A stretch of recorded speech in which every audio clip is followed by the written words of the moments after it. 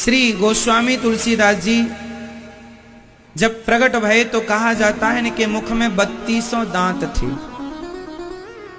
जब ये प्रकट भये तो इनके कुछ दिनों बाद माताजी पिताजी भगवत धाम को चले गए। तो गांव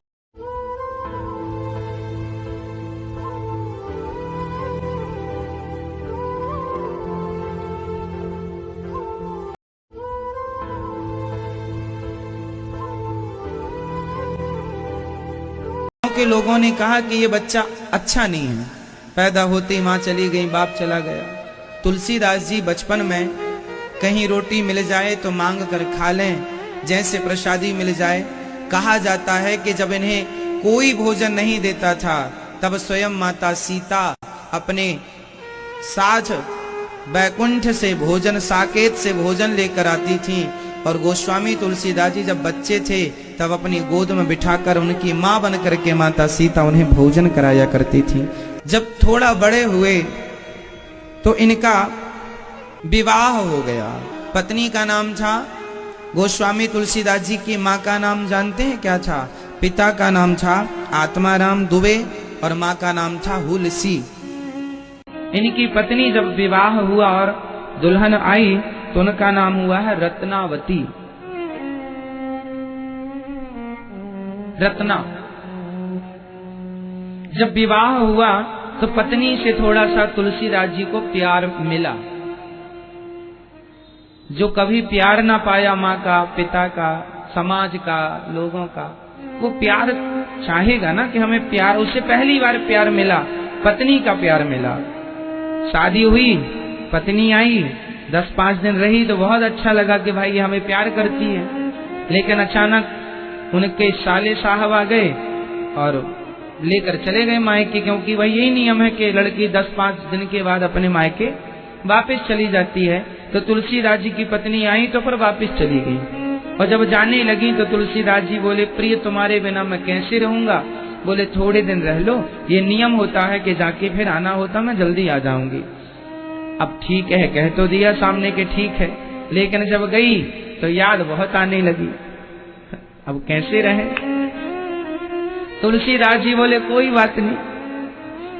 अब वो चली गई तो तुलसीदास जी ने मन में सोचा कि वो हमारे पास नहीं आ सकती, क्या हुआ, हम तो जा सकते हैं। तुलसीदास जी ने तुरंत अपना पैदल पैदल रास्ता पता ही था, चल पड़े। अच्छा, पत्नी निकली सुबह से वह शाम तक पहुंच गई, आसपास के गांव की रही होंगी।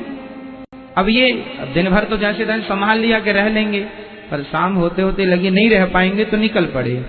और जब निकले तो वो सीजन था, मौसम था बारिश का। अब बारिश के मौसम में शाम को कोई नाव वाव मिलती नहीं है, दिन में तो नाव की व्यवस्था होती है। शाम को जब पहुंचे चले तो सामने एक नदी थी। तुलसीदास जी पत्नी के प्रेम में ऐसे विह्वल हो गए, रत्ना कहाँ हो, कहाँ हो, कहाँ हो, पागलों की तरह। नाव मिली नहीं तो संयोग से नदी में कोई मुर्दा बहता हुआ जा रहा था, तो तुलसीदास जी ने उसे पकड़ लिया, ये समझ करके कि ये नाव है। हमारी पत्नी ने हमारी नाव की व्यवस्था कर दी। अब नाव समझकर मुर्दे को पार लग गए। अब जब घर पहुंचे तो रात हो चुकी थी, लगभग 2-3 बज रहे होंगे रात्रि के। अब पूरा सन्नाटा, चारों तरफ दरवाजा बंद। अब कैसे रात को जगाएं? तुलसीदास जी ने सोचा यदि मैं सामने से घुसता हूं तो लोग कहेंगे लो कैसा पति है, पत्नी के बिना पल भर भी ना रुका। तो उसे पत्नी ने बताया था कि मैं ऊपर वाले कमरे में रहती हूं। तो ऊपर उसके कमरे में एक सांप लटक रहा था, शायद सांप को भी आज ही वहां से लटकना था। तुलसीदास जी को लगा मेरी पत्नी ने कह दिया कि रस्सी है, चढ़ के आ जाओ। लेकिन यहां उल्टा है, यहां सांप में रस्सी नजर आई, क्योंकि प्रेम था। मेरी पत्नी ने मेरे लिए कि यहां से चढ़ के आओ, और स्वामी जी चढ़ के चले हुए। सांप भी बढ़िया खाते पीते घर का रहा होगा, मोटा ताजा। चढ़ गए और जब चढ़कर गए खिड़की खोली और जब अंदर प्रवेश किए तो पत्नी की आंख खुली। माता रत्नावती जागी और जाकर देखा, उस जमाने में दीपक का प्रकाश रहा होगा। कौन है आप? अरे भाग्यवान प्रिय, मैं तुलसी तुम्हारा पति। अरे इतनी रात को आप यहाँ? हाँ, हमें तो तेरे से मिलने के बाद लगा, जब तुम आई तो हमें लगा शायद हम तुम्हारे बिना 2-4 दिन रह लें, लेकिन 2-4 दिन क्या, तुम्हारे जाने के बाद एक एक पल युगों की तरह बीतने लगा, रह ना पाए, फिर हम अपने आप को रोक ना पाए। अच्छा, तो बिना नाव के नदी पार कैसे की? अरे तुमने नाव भेजी तो थी।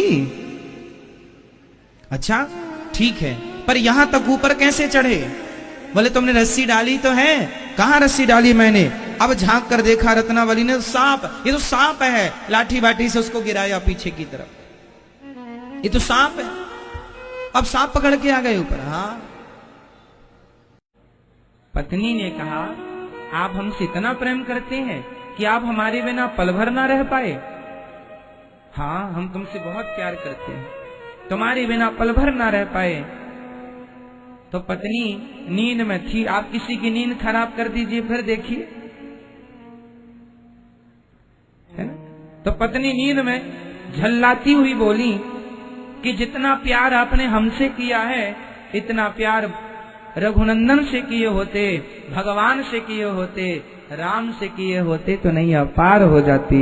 तुलसीदास जी ने थोड़ी देर खड़े होकर विचार किया, क्या ये बात सही है? ये बात सही है क्या कि मैं इतना प्यार पत्नी से करता हूँ? अच्छा, पत्नी से प्यार करूंगा तो क्या मिलेगा?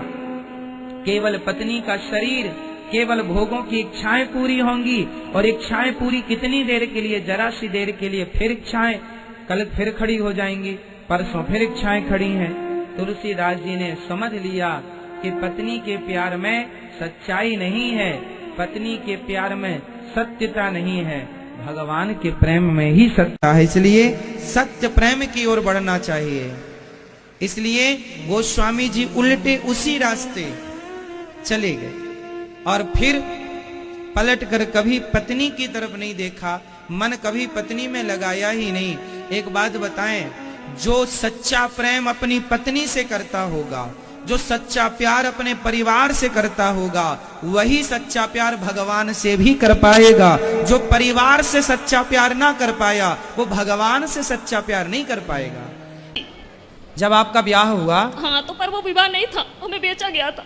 आपको किसने बेचा? माता ने हमारी। आपकी माँ ने बेच दिया? किसको बेचा? जिनके साथ में विवाह किया उनसे पैसे लिए गए थे। तो वो कितनी उम्र का था? वो हमसे ज्यादा उम्र के थे। कितने? ऐसे देखिए लगभग दोस्तों, 4 देश का मुकाबला कौन सा देश जीतेगा? वो 19 साल का सबसे पहले था। आता है। और आप उस समय कितने साल के थे? ऐसे 10-11 साल की जो पहला पीरियड होता है वो मेरी शादी के बाद ही आई। अपना इंडिया। अब अगर भारत से हो तो वीडियो को लाइक और उस 20 साल के सब्सक्राइब लड़के कर दो के साथ और आपको कमेंट बेच में दिया। जय हिंद लिख दो। फिर क्या हुआ?